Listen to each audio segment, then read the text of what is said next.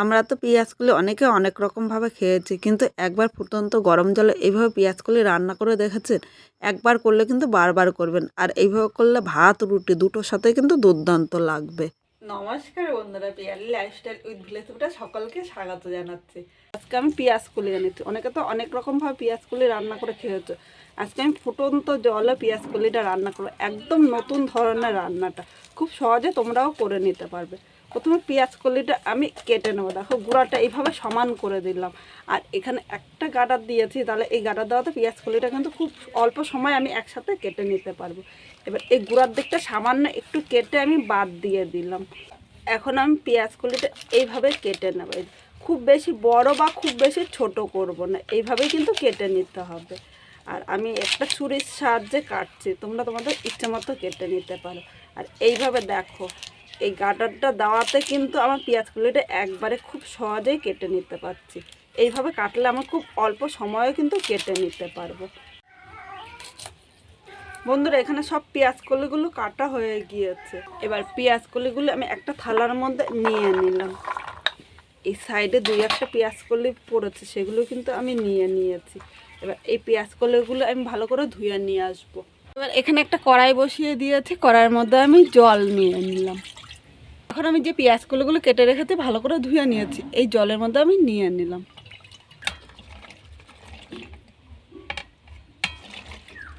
এবার এখানে সামান্য একটু লবণ দিয়ে দিলাম। এখন ঢাকা দিয়ে 5 মিনিট ভালো করে সেদ্ধ করে নেব। বন্ধুরা, এখানে দেখো এরকম গোল গোল করে আলু কেটে নিয়েছি। আলুটা কিন্তু তোমরা তোমাদের ইচ্ছে মতো কেটে নিতে পারো। আর একইভাবে টমেটোটাও আমি কেটে নিয়েছি। এখানে একটা মাঝারি সাইজে পেঁয়াজ কুচি নিয়েছি, আর 7-8 কোয়া রসুন নিয়েছি। মিনিট পর ঢাকনিটা তুলে নিলাম। পেঁয়াজকলি কিন্তু এর থেকে বেশি সেদ্ধ করতে হবে না। এবার জল ছাড়িয়ে আমি একটা ছাঁকনির সাহায্যে এভাবে তুলে নেব। এভাবে তুলে আমি একটা থালার মধ্যে নিয়ে নিলাম। অবশ্য তোমরা চেষ্টা করবে এর মধ্যে যাতে জল না থাকে, সেইভাবে পেঁয়াজকলিটা তোলার জন্য। এখানে সব পেঁয়াজকলিগুলো তুলে নিয়েছে। এবার পেঁয়াজকলিটা এক সাইডে রেখে দিলাম। এবার কড়াইটা পরিষ্কার করে বসিয়ে দিয়েছে। এবার এখানে 2 চামচ সর্ষের তেল নিলাম। খুব বেশি কিন্তু তেলটা এখানে লাগবে না।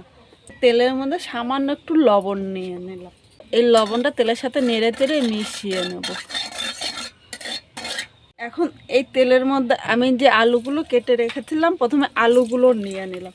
কারণ আলুটা কিন্তু আলাদা করে আমি সেদ্ধ করিনি, তাই এই আলুটা ভাজতে একটু টাইম লাগবে। আর টমেটোটা দিলে কিন্তু খুব তাড়াতাড়ি গলে যাবে, তাই আলুটা এইভাবে তেলের সাথে নেড়ে চেড়ে মিশিয়ে নিলাম। এবার এইভাবে রেখে মিডিয়াম আগুনে 3 থেকে 4 মিনিট ঢাকা দিয়ে রান্না করে নেব। আমি 4 মিনিট বলেছিলাম, কিন্তু এখানে 2 মিনিট হয়েছে। মাঝে সাঝে এইভাবে আলুটা উল্টিয়ে নেব, তাহলে 2 পিঠই কিন্তু খুব তাড়াতাড়ি সেদ্ধ হয়ে যাবে।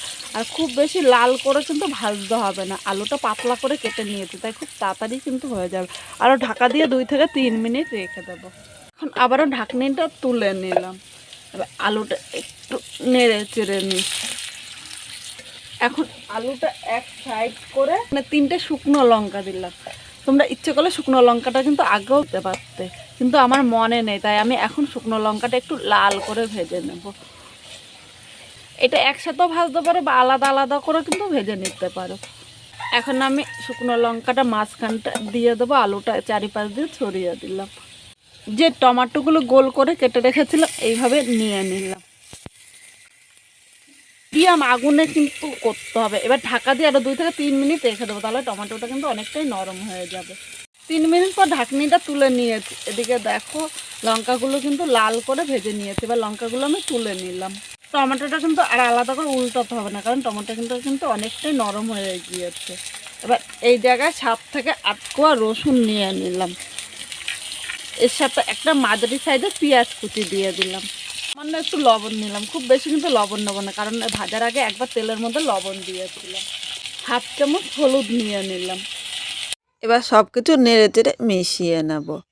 মিডিয়াম আগুনে 3 থেকে 4 মিনিট আমি ভেজে নেব। যতক্ষণ পেঁয়াজটা হালকা লাল করে ভাজা না হচ্ছে ততক্ষণই কিন্তু ভেজে নিতে হবে।